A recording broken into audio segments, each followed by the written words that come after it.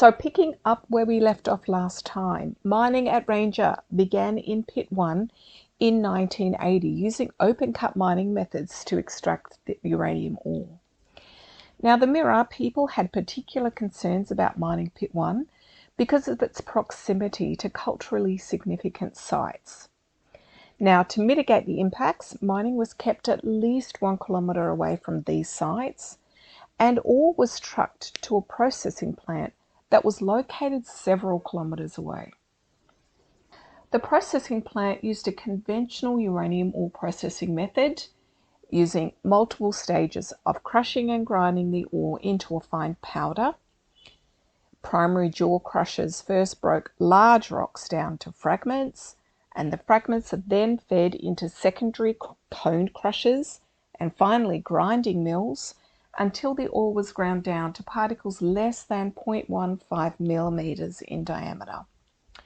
This finely ground powder is then fed into leaching tanks mixed with sulfuric acid to dissolve the uranium oxide and extract uranyl sulfate into solution. This acid leaching process involves low-grade solutions of sulfuric acid that are recycled from stage to stage to improve efficiency.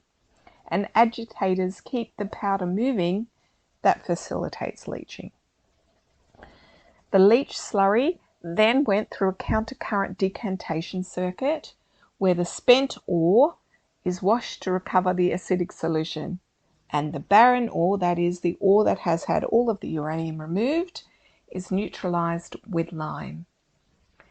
Now what we call the pregnant leach solution, that is the acid that contains the uranium, went through purification and precipitation.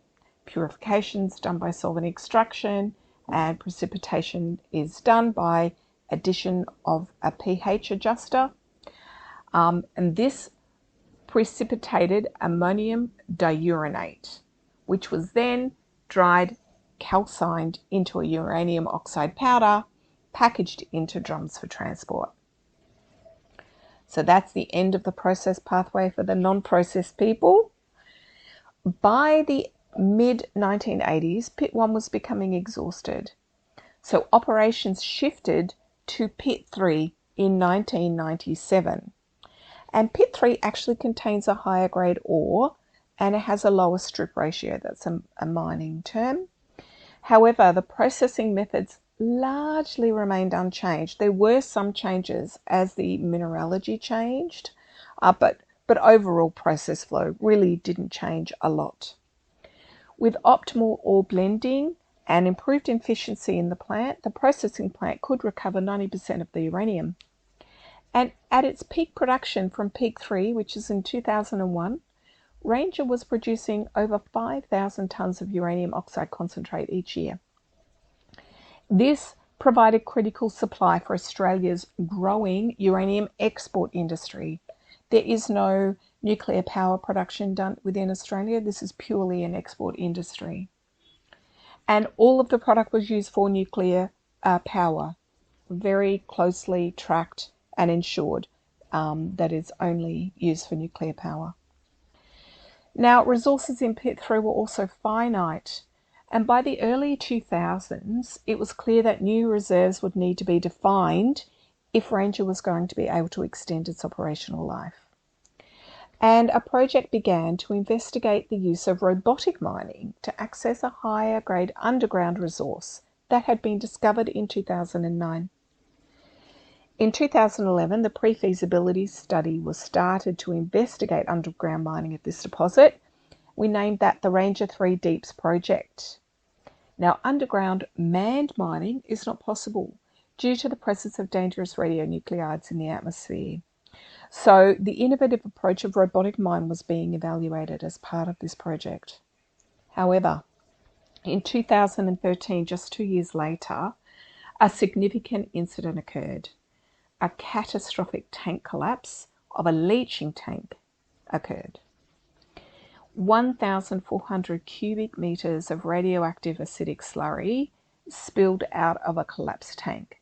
This happened at about 1 o'clock in the morning on December 7, 2013. Now that was a Saturday. I was off site and it was 1 a.m. So I was off site, and I returned to site shortly afterwards, and the what it looked like was really graphic. I would have described it as a tsunami of liquid flowing through on site. All this material was contained on site. It did not ever get off the mining lease. It did not ever enter water that was released off site, but it was a significant event. No one was hurt, and that is solely down to the actions of, I would say, two people: the operational supervisor who was on site and the operational manager he was on the phone to at the time. Very proactive. Actions were taken. They took no chances. And as a result, no one was hurt. Absolute amazing outcome. The site remained shut down for greater than 6 months during the investigation and the HAZOP process for the remaining plant. And the Australian government did give approval for a conditional start-up again on the 5th of June in 2014. Now, as I said, a full plant HAZOP was conducted. We needed to identify the current state of plant integrity. We needed to identify major improvements, and they needed to be actioned with full government audits. The root cause for the incident was identified after several months, and a new recommendation was put in place, or a new work method for tank repairs and integrity monitoring. Heightened condition monitoring of the tanks were required, and they were added to the planned maintenance schedule. I guess lastly, the thing of note that came out of all of these investigations was, as I referred to before, the positive behaviour of the shift crew, notably the supervisor.